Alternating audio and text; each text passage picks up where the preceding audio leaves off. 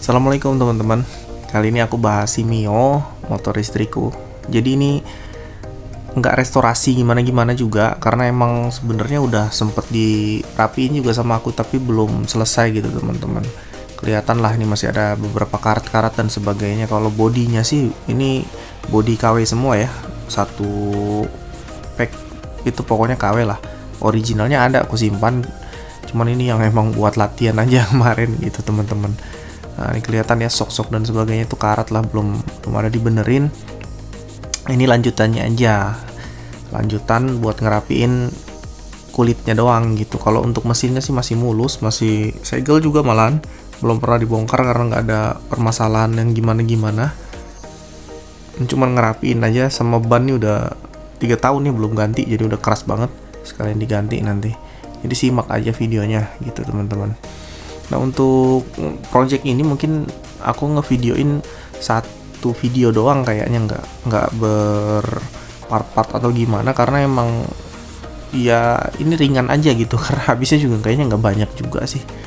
Dan kalau ntar nggak mendetail pembahasannya ya mohon maaf ya, karena emang footage-nya juga aku ngerjainnya nggak terlalu banyak ngerekam gitu teman-teman. Nah, ini aku waktu bongkar minta bantuan temen ya, karena emang nanti mau bukan belah tapi copot perangkak depan sama belakang, jadi emang kalau sendiri agak susah gitu teman-teman ya.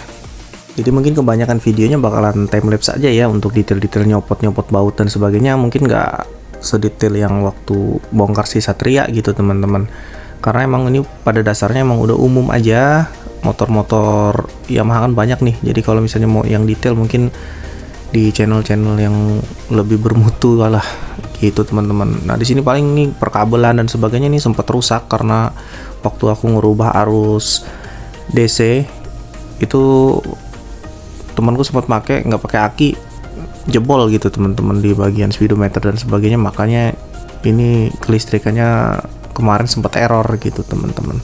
Tapi nggak sampai ngerusak magnet ya, untungnya sempat berhenti karena dia kaget waktu ngelihat speedometernya ngasap gitu teman-teman. Oke lah, untuk ini langsung aku skip ke bagian penting-pentingnya aja ya, biar nggak bertele-tele. Untuk Mio Sporty dan kerabatnya itu kan gampang ya teman-teman. Kalau untuk belah mesin sama rangkanya itu tinggal di bagian asnya ini didorong, sama di bagian shocknya dicopot, itu udah bisa dibelah gitu teman-teman. Nah, jadi yang bagian belakang ini aku bakal bersihin dan rapiin, tapi nggak belah mesin gitu teman-teman, cuman dibersihin aja karena mau dicat ulang. Dan di peleknya juga aku ini ngecat ulang juga ya, yang ini kan silver biasa nih, nanti aku mau ganti ke silver anodized. Kalau serinya tuh dari Sapporo tuh OVO 3 rasanya namanya, yang silver anodized, biar ada efek mirroringnya gitu teman-teman, jadi lebih kinclong. Biasanya kendalanya di sini ya teman-teman, kalau misalnya agak keras nyopotnya mungkin bisa diketok-ketok dikit-dikit ya, atau pelan-pelan gitu teman-teman, buat ngasih getaran aja biar dia nggak lengket gitu. Nanti tinggal digoyang-goyang sama dikasih chain loop atau cairan apapun lah yang untuk melonggarkan atau meringankan, karena kadang-kadang biasanya kalau lama nggak dibuka ada karat dan sebagainya gitu teman-teman. Sama di bagian ini ya teman-teman, biasanya kalau yang orang belum pernah buka disc brake itu biasanya masih ada lem threadlocknya ya, jadi mesti dipanasin dulu kalau mau nyopot. Kalau udah pernah nyopot sih agak lebih mudah, tinggal diketok-ketok aja. Cuman saranku sih pakai obeng ketok ya, daripada hancur ntar asnya atau nyangkut nanti malah butuh ke tukang bubut, atau kalau punya ekstraktor mesti diekstraktor gitu teman-teman, bautnya yang patah gitu. Nah, kalau punya aku ini kebetulan udah pernah dibuka, tapi tetap aja pakai obeng ketok biar lebih gampang gitu ngasih tekanannya kalau impactnya nggak kuat ya, karena kadang-kadang kalau dipaksa impact nanti malah hancur gitu teman-teman. Di sini aku lagi ngolesin remover cat ya, biar enak ngecatnya. Sebenarnya kalau misalnya masih cat original sih aku jarang pakai epoxy dan sebagainya, karena emang cat pabrik tuh biasanya kuat-kuat aja gitu teman-teman. Tapi karena ini udah pernah ditimpa pakai cat semprot, jadi aku ilangin semua catnya biar ketempel sempurna gitu ya. Karena aku ngerjain ini berdua, jadi aku bagi tugas gitu teman-teman. Temanku lagi ngerontokin yang satunya, terus aku ngecat yang ini gitu teman-teman.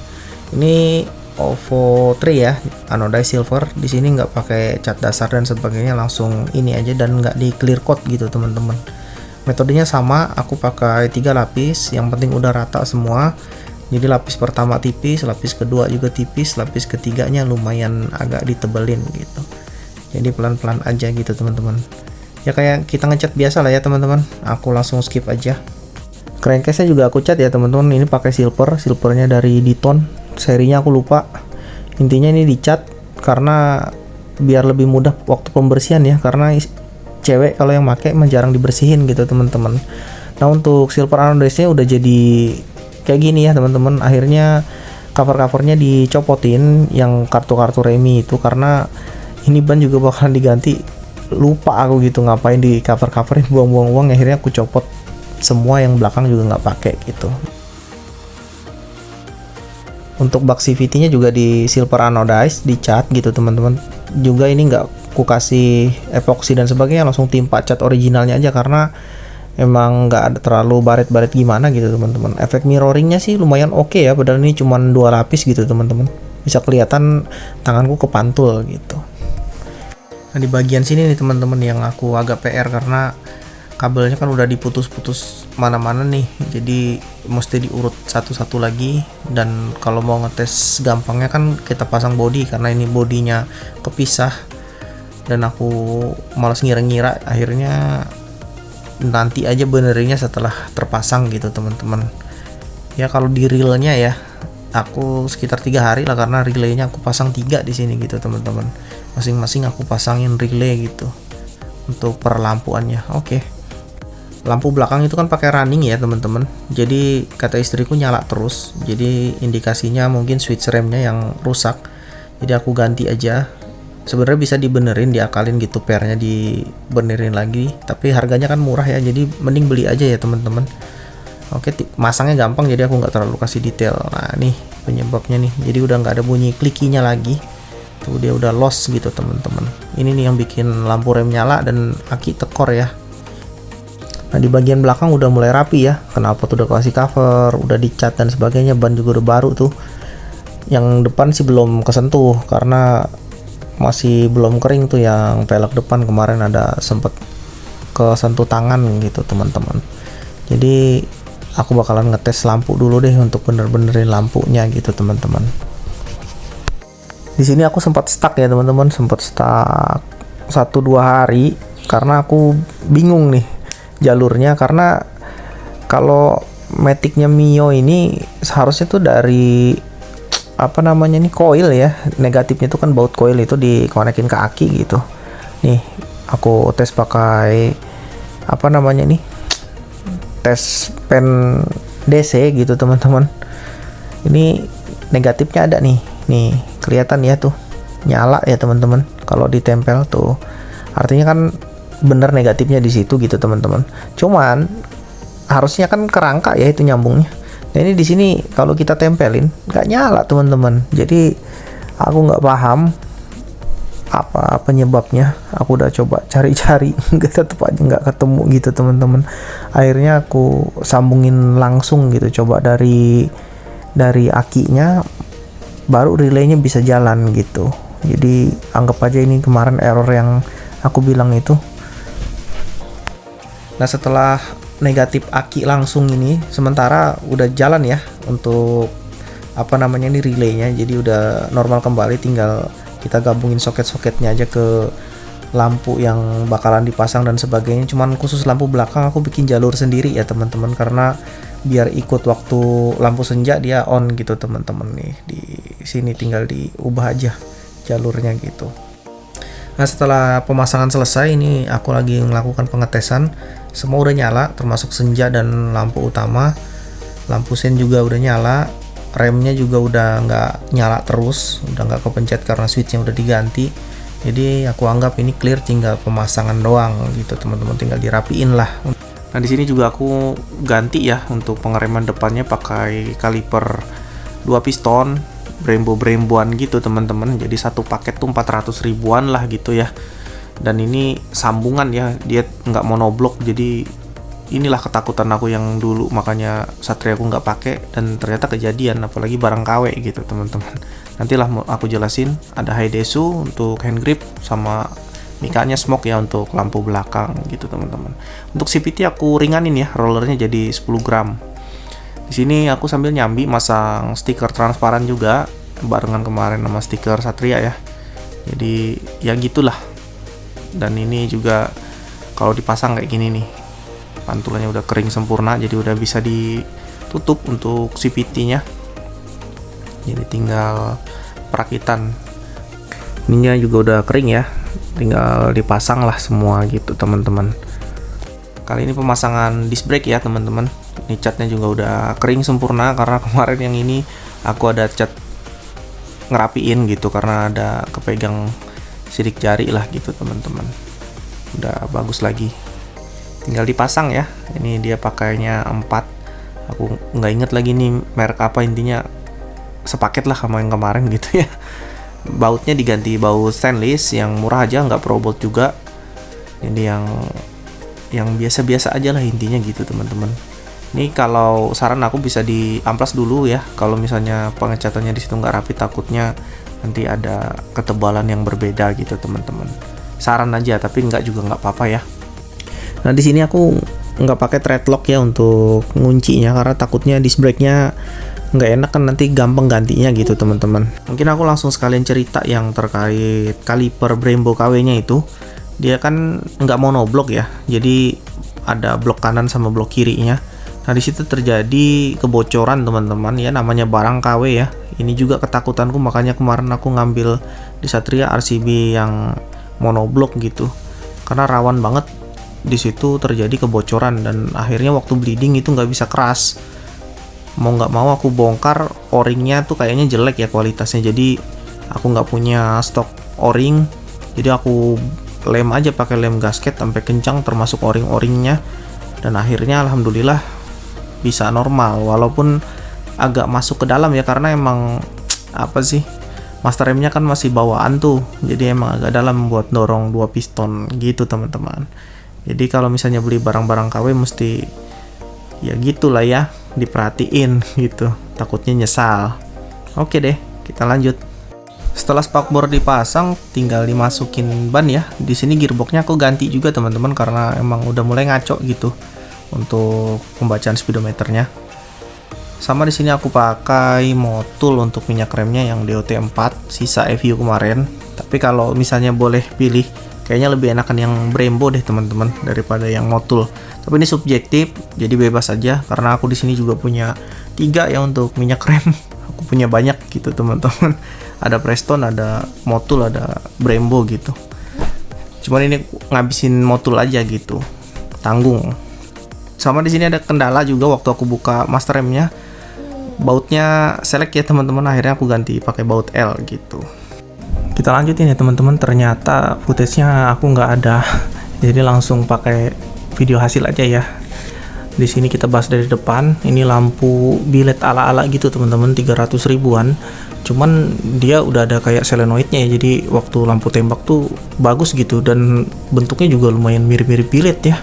Sekarang harga segitu udah canggih deh, jadi rekomen aja. Terus bagian ini aku pakainya yang RGB, jadi bisa di set lewat smartphone warnanya. Kalau yang bawah ini lampu lazy-nya masih sama, biru merah. Strippingnya juga custom ya, nyamain jadi silver ungu gitu. Terus di bagian kaki-kaki ini kan ada garnish ya, bilangnya garnish dari Mio untuk cover shocknya. Shocknya masih original bawaan, cuman di cover chrome gitu teman-teman, jadi kelihatan lebih padat tuh. Kalau dari samping lebih gede gitu, padahal mah sama aja, cuman cover aja. Ini kinclong ya, cuman karena kotor aja. Untuk velg yang kemarin ya pakai si Sapporo yang OVO 3 gitu teman-teman. Nah ini kalau nyala ya bisa dilihat warnanya biru. Terus devil eye-nya juga biru. Nah kalau yang devil eye emang nggak bisa di setting gitu, kalau untuk kristalnya bisa. Kalau ini sebenarnya terang ya teman-teman, karena ini kebetulan ngerekamnya siang, jadi nggak terlalu nampak lah gitu teman-teman. Oke, kita lanjutin ke bagian kokpit.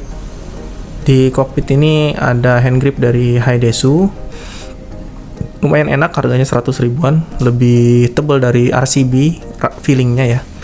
Terus ini juga aku pakai speedometer KW itu yang mirip Koso ya, digital.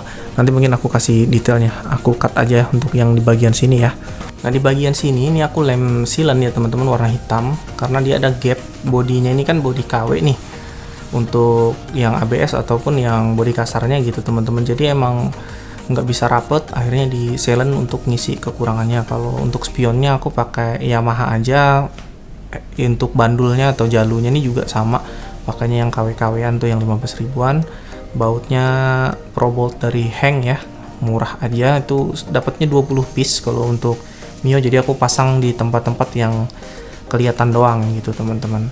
Untuk bodi kasarnya dicat ulang pakai Diton dashboard untuk supaya lebih hitam ya, jadinya kayak originalnya gitu, lebih pekat. Untuk bagian belakang kayak gini strippingnya.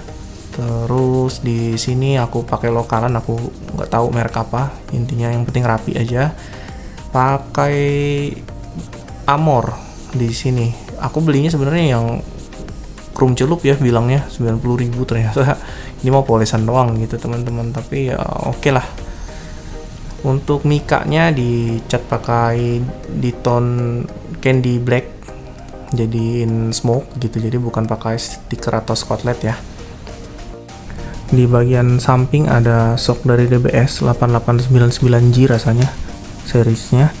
Itu imitasi doang nih, nggak ada tabungnya, cuman buat gaya-gayaan doang, tapi lebih keras daripada originalnya, jadi lebih enak untuk boncengan, nggak terlalu mantul gitu. Kalau di CVT aku pakainya 10 gram rata sama persentriknya yang 1000 gitu, udah sisanya originalan. Terus ini diganti ya, jadi yang besi krum-kruman gitu teman-teman, untuk kickstarter dan sebagainya. Jadi di sini udah enak banget lah untuk bawah, tapi kalau buat atasnya nggak ada, karena emang ini tujuannya untuk stop and go gitu ya. Untuk bannya nih aku pakainya yang diamond dari Maxxis juga, depan belakang, cuman ini ku turunin daripada yang kemarin yang ku pakai ya, jadi lebih kecil.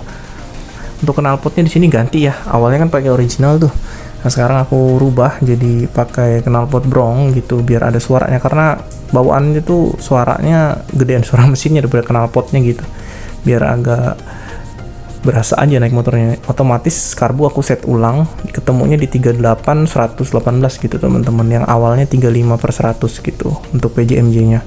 Dikasih ini manisan untuk biar putar-putar gitu.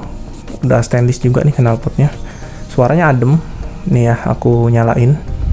Oh ya, sebelum itu di bagian samping kanan ini ada Brembo KW itu ya, ini udah karat-karat ya teman-teman, tapi udah pakem karena udah dilem kemarin ya.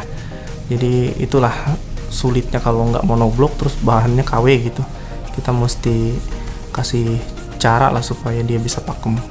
Gigitnya juga lumayan bagus, cuman master remnya aja yang memang kemampuannya kurang untuk dorong 2 piston gitu.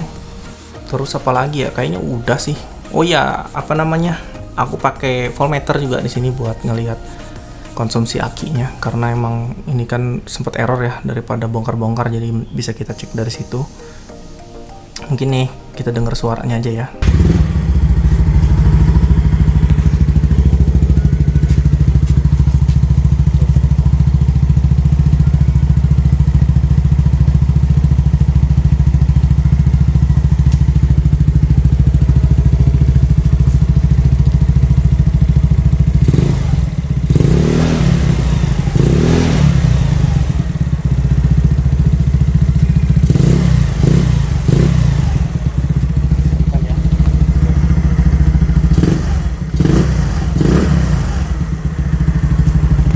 Oke, untuk speedometernya nih kayak gini lah ya penampakannya, agak silau memang karena siang ya teman-teman.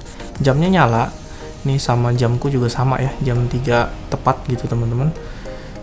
Terus RPM-nya juga jalan, untuk odometernya juga jalan, jadi semua fungsi gitu teman-teman. Indikatornya pun juga nyala gitu, efeknya jadinya terlihat lebih mewah ya, dan barang ini juga nggak mahal-mahal amat gitu teman-teman. Udah sih kayaknya gitu aja. Thank you yang udah nonton. Assalamualaikum.